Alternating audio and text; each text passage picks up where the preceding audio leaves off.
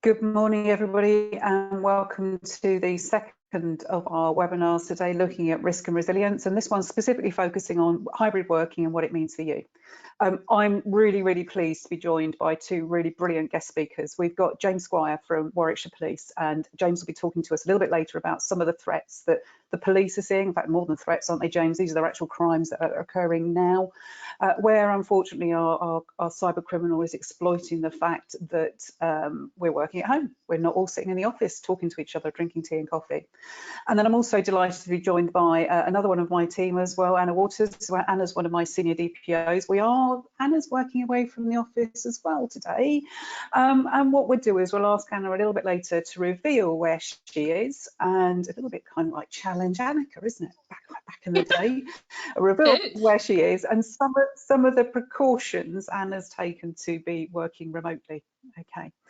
For those of you that haven't joined a GoToWebinar session before, this session is actually being recorded and it will be available hopefully to you if you want to pass it on to anybody from about tomorrow. And then we load them as well onto the Risk Evolves website on the events page, so you can signpost them to either to other people or to reuse them. We do within the GoToWebinar panel, the control panel, you are able to ask questions as we go through, and we'll answer as many of the questions that we can. Always great to have James on the call, because James can answer so many of the questions that we all have around, as I say, what are the behaviours of the criminals. We will load the handout. We've got a little bit of a technical problem at the moment, but we'll load a copy of the slides. If we can't get it into the GoToWebinar session, then we will email it out to all the attendees. And then finally, as I say, please ask questions as we go through. So without further ado, when we're talking about hybrid working, what is it we're talking about? What actually is hybrid working? Well, the simple definition is it's around splitting your time between the traditional workplace, and clearly this is really pertinent given the announcement last night from the government around asking us to return to working from home, and remote working. Remote working can be anywhere. It could be in the home, it could be sitting in a coffee shop, it could be away on holiday, it could be all types of things. So it's around that flexible working that just gives you the opportunity to work from multiple different places.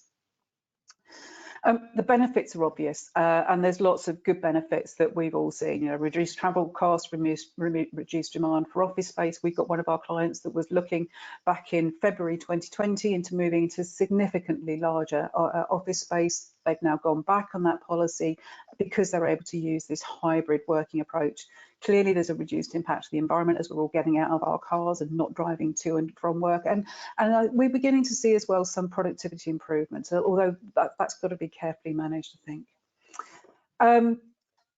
What do we need to do, though, to get hybrid working into place? It's really important, and this is me with my risk management hat on, and we think about the ISO standards that we help and deliver as well. It's really important that you define what the policy is. You know, back in March 2020, we all had to spin on a coin, didn't we? All had to get working at home really quickly. Now's a great opportunity just to step back and think about some of the other controls that we need to put in place. And we've mentioned there health and safety, lone worker, talking about equipment, display screen equipment checks, etc. And for those of you that are going to be with us for a little bit later on, we are talking with Ruth Waring as well at 2 o'clock this afternoon, all around the types of controls that you might need to put in place, some of the considerations that you need to have. We're going to talk about security in a moment. I am definitely going to come back to that.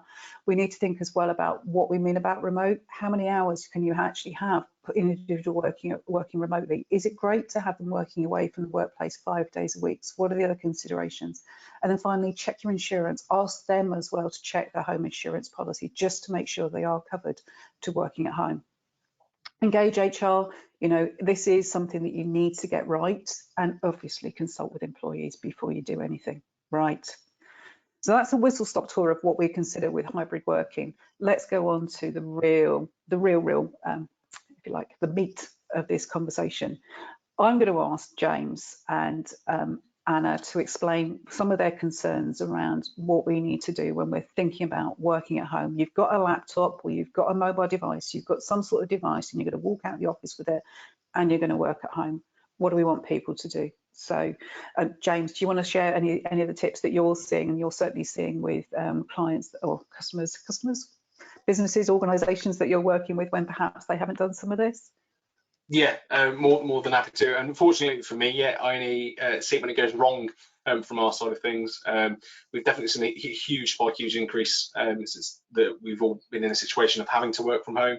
Got plenty of examples of situations where simple steps could have been taken, and really back to basics is really key for this. Where in an ideal situation, you'd have all of the security measures in places, but quite often it's meaning that we're the target for criminals with their tactics and what they're trying to get out of us. So, I mean, from our side of things, the information that's up there around the passwords and authentication are really things that we control as the human being. We've got some good advice that we're able to share off the back of this event, with some links to the National Cybersecurity Centre around what steps you can be putting physically in place in terms of like technical actions and policy actions for your organisation, but really making sure that you're educated as an end user and watching out for things like phishing emails that will beat their way into your inbox. We're seeing a huge rise at the moment in companies being targeted by criminals pretending to be either managed service providers, so knowing who it is within your supply chain, but also targeting the platforms as well that we're all having to use. So things like Teams, Zoom, and other online applications that we all have login accounts for. Quite often they're sending us to things like password reset websites, saying that our password's expired, please reset it, in a bid to try and get access into our accounts. And then hoping that we share those passwords that we use for Teams, perhaps as the same password we use for our email or we use for our LinkedIn. Other side of things is when they're not targeting us as a human being, but they're targeting our infrastructure. We're seeing that because businesses are having to adapt and put technical actions in place to allow us to work from home, things like open ports and not using secure things like VPNs and firewalls in place between your work devices and the business. Unfortunately, we've had a number of ransomware incidents locally within Warwickshire through open ports being exploited, where businesses have kept them open thinking that they're doing the right thing, making sure that they can still run effectively and efficiently. However, it's been a case that they've just been lower down on the list of the criminals in terms of priority to target. We're now talking obviously a long amount of time that's lapsed between when we first started this and known vulnerabilities that are out there on our systems. We need to make sure that we're updating or patching those, or if we have the ability to physically stop the criminals from getting into our systems, those steps need to be taken. More than happy to hand over to Anna to go around some of those those technical things and positive steps we can be putting in place to. So before we hand over to Anna, James, before we started recording this, you and I talked about an attack actually that Risk Evolves had been targeted, and it was such a really simple target. And I'm delighted to say that because of what we do, because we've got the procedures in place, it wasn't successful. And I know that since then, since we spoke about this, I think it was last September, wasn't it, James, that you were saying you'd actually seen significantly more of this type of attacks. The attack is a really simple one. We had a new starter join the organisation in September. She changed her LinkedIn. I don't believe that was a coincidence, that what happened next was I think her changing her LinkedIn was absolutely a trigger event. She changed her LinkedIn. She'd been with the company, we're working at home, and she received an email, allegedly from me, asking her to go to the shops to buy a number of gift vouchers to give to a client of ours. Now, thankfully, she rightly spoke to a colleague and said, Helen's sending me all these random emails about going to buy gift vouchers. At that point, we went, whoa, Helen is a generous person. I'll just put that out there. I am a generous person, but I wouldn't ask her to go to the shop and buy some gift vouchers. So, James, you were saying that actually we thought that type of crime was dead, didn't we? We thought that was so in the past, but you're saying actually you're seeing more of this? Yeah, massively. We've seen a huge increase. I don't know whether it's because my senses to it have been heightened after it happening with yourselves, Helen, but ever since we've seen a huge increase. Again, we're thinking that it stems from, like I say, trigger events. So things like LinkedIn announcements, either through the employee changing their job description or through the company profile publishing they've got a new starter, a new member of staff. We've had a business locally where they think it was within about 40 minutes of that change occurring. So the criminals are literally scraping, waiting for their time to strike.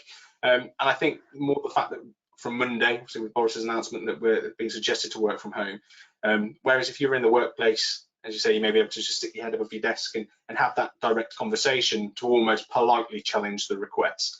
When we're all dealing remotely, people may just feel that they need to do it and they don't want to cause a nuisance and don't want to have an awkward conversation with somebody, so they're more likely as a result to actually go and buy those vouchers. So yeah, unfortunately it hasn't gone anywhere. If anything, it's massively on the increase. Same kind of thing with the invoice redirection as well, where CEOs or people with significant power control are sending emails to payer asking for payments to be made in the huge amounts to new accounts.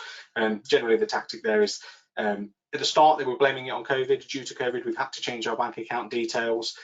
Similar kind of wording now, slightly different with their wording, but generally something's happened. We've had to change bank.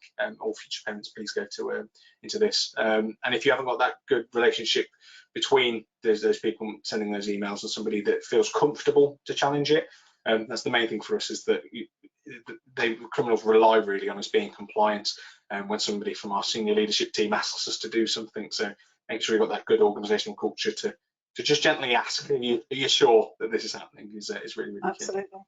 Absolutely. And you're brilliant in terms of going and talking to businesses, aren't you? You're very much on the prevent side rather, and obviously you'll go and pursue and investigate crimes, but you're very good at going and talking to organisations if they just want some training. And you very kindly went into one of our clients and delivered some training for them. And you were talking about a company where somebody had been targeted because of something they put on LinkedIn. Again, LinkedIn. I think they've done a charity bike ride or run or something. Yeah, Can you explain how they did that? Yeah, it's a really good example, and really unfortunate for the business, where they'd run a half marathon. Unfortunately, due to water around the course, it wasn't the full length. So when the director had completed the marathon and they'd published all over LinkedIn, obviously amazing PR for the organisation, personally for that individual. Criminals decided to do some research on who the race organiser was. Then imitated and spoofed email accounts pretending to be that organisation. Just sent a simple email through to not only that director but everybody that was a participant in the race, saying, due to the course not being its full length, we'd like to offer your fee that you paid to enter the race as a goodwill gesture. That transpired into account details being shared, and ultimately more emails being sent, and I think that the total loss in the end was around £65,000, all through a simple post on LinkedIn that turned into the criminals being able to manipulate, again, the human being, the other side of things. And again, very, very simple in some ways, by them just creating and going registering a domain and an email inbox, but very, very eloquent in their emails and their delivery. That made it incredibly difficult to spot, but a huge loss off the back of it, and an amount of money's lost as a result. So yeah, something as simple as a LinkedIn post leading to a huge financial loss for the organisation. So before we go any further, we've had our first question in, which is really, really relevant given what we're talking about. The question has come in: who should be the first person you phone or the first action you take when you think you've been phished? So I'm going to chuck this across to Anna and then bring it back to James as well. So Anna, who would if you were to be phished, what would you do? I think the first person I would contact is either my IT support. Certainly in our case, Helen, it would be you as the head of the organisation, just to kind of give you a heads up that it's happened. But IT certainly, so that those can be blocked. And you know, certainly if you've got a good IT team, they'll be able to scan the rest of the network, see if anybody else has had it, and remove it. So yeah, IT, and then your kind of, you know, your head of department, your head of the organisation. Okay. I would then, once Anna had, we actually got processes in place for this, and we do rehearse them periodically, so we know that they work. I would then potentially, depending on the severity, I would then speak to Action Fraud. James, is that the right thing to do?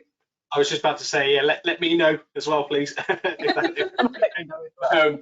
so it's as simple as forwarding that email now to report@phishing.gov.uk. Yeah. That's it. So it goes through to our central team that look to see if there's any trends around other people that are being subject to that email account that's being used maliciously. If it's a .co.uk or a .com domain as well that they've registered to create that email account, we have the ability to get those taken down very quickly through Nominet as well. So it's your way of being able to say to the criminals, we've spotted it, when they can no longer log into that email account. So it's not only looking after yourself, but anybody else that's being targeted through that email account. So it's a simple forward across to us, if that's okay. It is, and actually that we looked at some stats at this earlier in the year, didn't we, James? The number of sites they've actually taken down just because people are doing the report of phishing.gov.uk. Then you literally just forward. You don't have to do anything else. Is actually significant. Is large numbers of emails that and obviously criminals that have had their network taken down to prevent them scanning anybody else. And random fact, useless fact of the day, is if you receive a text message which has got a link in it, so there were loads coming out for Royal Mail, for the courier companies, if you then forward it to, and this is where you need the letters on your phone numbers, if that makes sense, on your keypad, to SPAM, which I think is 7726, I think. Somebody's going to check that for me whilst we're talking. And that's exactly the same service. They can take down those same sort of nefarious text messages as well, stop those going out to other people. So brilliant stuff. Anna, you're not working in the office, are you? In fact, you're not even working at home, are you? I am not. We had a little bit of a wobble earlier in the week as to whether your network connection was going to be good enough and whether or not the latest storm was going to impact this webinar. But I'm delighted to say, where are you? So a little bit of show and tell. There we go. I am, in fact, you know what? I'm going to move out the cameras. You don't need to see me. So I'm up on the northwest coast of Scotland, and yeah, Storm Barra gave us a little bit of a beating on Monday night when we got here, and over Tuesday. So yeah, it's been quite interesting. But the power stayed on. I'm here, so you know, it was all good. But yeah, you're right. We were slightly nervous, weren't we? We were a little bit nervous, yeah. We're risk managers, but even we can't control the weather. So yeah, there was that concern. So what have you done? You're working in an unfamiliar environment. What have you done to make sure that risk evolves and our client data remains safe and secure?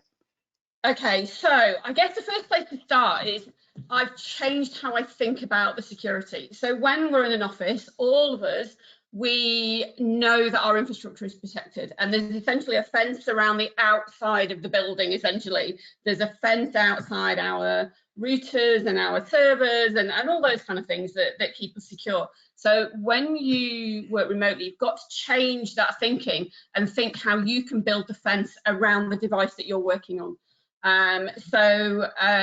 In order to do that, because when I walked into this cottage, I didn't know, you know, who the internet provider was.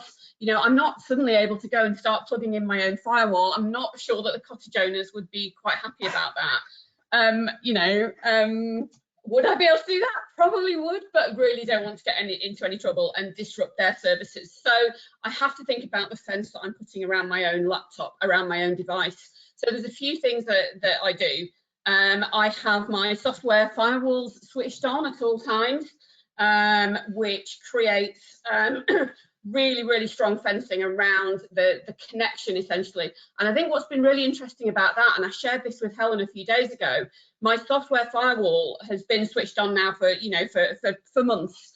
But as of the 1st of December, my device was specifically receiving a number of attacks each day, and that the software firewall was actually defending against.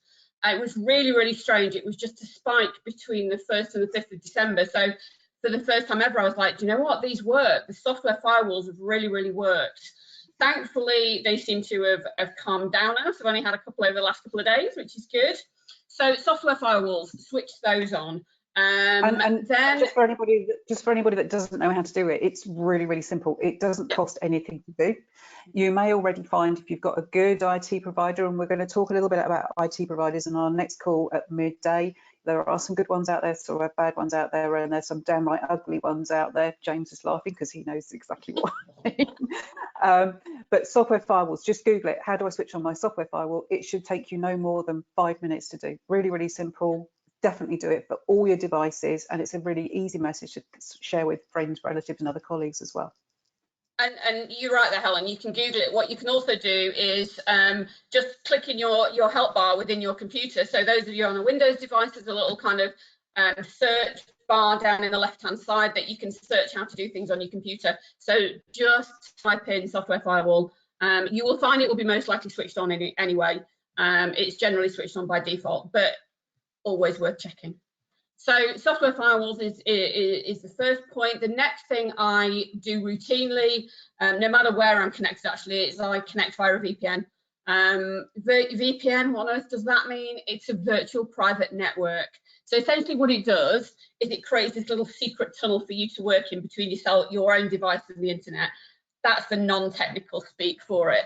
And you know, you can then pretend to be connecting from anywhere in the world. Essentially, a VPN will allow you to connect from servers in lots and lots of different places. So software firewall, VPN, and then there's a couple more things that I do, not just from a device kind of putting the fences up around my device. What I also have is some kind of wider security things in place.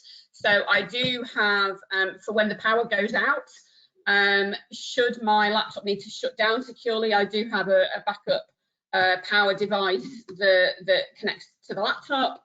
And then I'm doing a bit of show and tell here, guys and girls. I also have, I shouldn't be doing advertising though, should I, Helen? So I have They're not paying us.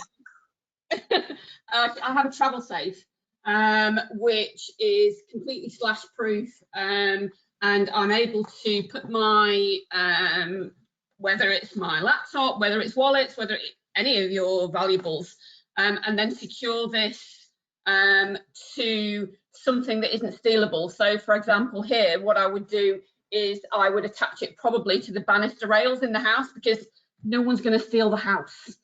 So yeah, so not for me, it's not just kind of the device security and the information security, it's actually the personal security of the device as well, making sure that that can't be walked away with. And those bags are really, really great, aren't they? If you've got to be in a hotel, or if you're going to just have your laptop in the boot of your car, something like that. Yes. Yeah, absolutely. And you'll find, I mean, when I've had to leave something in the car, what I'll do is the rails underneath your seats are a really, really good place to attach things to. You know, I did walk in here this week and go trying to decide where I was going to attach my travel safe to. I did consider the Christmas tree. I'm like, they're not going to run away with can't walk away with a Christmas tree very easily where we are. I do have some funny thoughts around that. We need to get out so much more, Anna. Definitely need to get out more. We do. I know that. How strange is that? The first thing I do when I walk into a house, into a new place where I'm connecting, is how can I keep things safe? Yeah, Helen, I need to get out more. You do need to get out more. Absolutely. Right, so we talked about recognizing when things go wrong as well. That's really important, and I think, James, we also touch on this when we do things like Exercise in a Box, which, for those that have never heard of Exercise in a Box is a really good free service from the National Cybersecurity Centre on planning when things go wrong. And I know, James, you facilitate some of those sessions as well, don't you? Yeah, more than happy. If it's a great tool, however, you need to make sure that you're almost playing devil's advocate, and you make sure that when you're exercising, it does go wrong, rather than just thinking everything's going to be fine. And generally, the application is just a web app that you run through. It's designed to gently expose you to what might go wrong. So even if you've got all the brilliant security measures in place, it will still say, right, regardless of that, here's the next step, here's what could be happening as a result of the one we generally always do with people is a phishing email that leads to a ransomware infection. And it starts to make you really think about all of those little nuances of what's going to happen during an attack. And you don't want to be in a situation, if you do have a good business continuity plan for a cyber incident, to find out how good it is live when it's actually happening. It's always handy to test it beforehand. So if you want to be in a situation where we're there to come and almost play devil's advocate for you and talk about, yeah, that's great that you've got those security measures, but have you thought about A, B, and C as well? And to be able to give you some real flavour and examples around instances that we've been a part of during successful attacks that have been, I don't want to say it's not a situation where the business needed to prevent it. There's always those things that ultimately, if we as the human being fall for the phishing email, there needs to be that real good culture on the organisation that we will fall for them. We're not going to prevent 100% of phishing. Any managed service provider that tells you that you're 100% secure, I do always really worry, because there's no such thing. So it kind of embeds that good culture within the organisation that, yeah, we need to make sure that the end user is in place, but we also need the technical and policy actions to protect us as the human being. So yeah. anybody that wants to run through that and would like some support, then please feel free to get in contact with us, and we'll walk you through that. Definitely. And actually the other good thing about exercise in the box is if you've got a plan that works really, really well whilst everybody's in the office, then actually you need to retest that plan if everybody is not in the office, because we all know that communication is not as easy or not as effective when we're working away. Okay. We focus very much on the security. One thing I wanted to cover, because it has been in the media a bit, and we know that we've got a couple of customers that use this, is around key logging, monitoring employees. We've got a session on GDPR and data privacy right at the end of the day. We've got that at 4 o'clock, and I'm very happy to take any more questions on that as well. But there have been some instances in the press where we, as it says there, that was a story I picked up from the BBC News earlier last year, rather, where we've got kit software that's in place and is monitoring what people are doing whilst they're away from the office. Now, Anna and I can talk about this type of thing for ages. I would always say you've got to be careful from a GDPR, from a data privacy perspective. So make sure that you are capturing the information correctly, and that you are making sure that employees are informed of doing that. Now, in order to do that risk assessment, and it's nothing more exciting than a risk assessment, we would recommend that you conduct what's called a data privacy impact assessment. And it just goes through all the different risks and all the different issues that you may identify if you're going to start introducing monitoring software that may do things like keystroke logging and so on and so forth. It's also really important that you think about the unintended consequences of doing that as well. So an obvious one, for example, is if you're picking up key logging software, making sure that it doesn't capture individuals' passwords, credit card details, etc., etc. The other thing we'd also say as well, and we know, many of you know that we work very closely with the HR department, is they're saying be very careful, because you're also going to be picking up working hour information. So back to the legal obligations of an employer under the Health and Safety at Work Act, you need to make sure your employees aren't working excessive hours. So if you are doing it just to monitor what they're doing, but you're also not capturing how long they're doing it for, again, just be conscious and be cautious about how you manage these things. So we have got some additional information there. ACAS have produced some great stuff on hybrid working, and we do have there's loads of good information on the National Cybersecurity Centre website. James and I have a little bit of a joke every now and again. The NCSC are brilliant at keeping secrets. Sometimes they're not great at sending us all the information that they do have and so on. We've just had another question come in. When working from home using a company device, whose responsibility is it to put in place the measures that Anna was talking about? Great question. Anna, do you have any thoughts? I know I've got my thoughts. I mean, if it's a company-owned device, then certainly the company should be ensuring that the data you're processing on their behalf on that device is kept safe. So, you know, the first port of call would indeed be your own organisation, your IT team, to make sure that those are in place. Yeah, I completely agree. If you have an employee that's working at home, there's an employer, it's your responsibility. And we're going to talk about delegation and abdication a little bit later as part of the IT session, but it's absolutely the employer's responsibility to make sure the employee has all the necessary equipment in place. And James, just bring you back into the conversation, have you seen anything where perhaps that type of control hasn't been in place, that type of consideration hasn't been in place? Yeah, I mean, from our perspective, we do see it. Unfortunately, again, as I always say, when it goes wrong, when we've got leaders within the organisation where those measures haven't been in place, and that information sharing agreement about who owns the data and where does it sit, unfortunately, when somebody leaves the organisation, causes a real issue.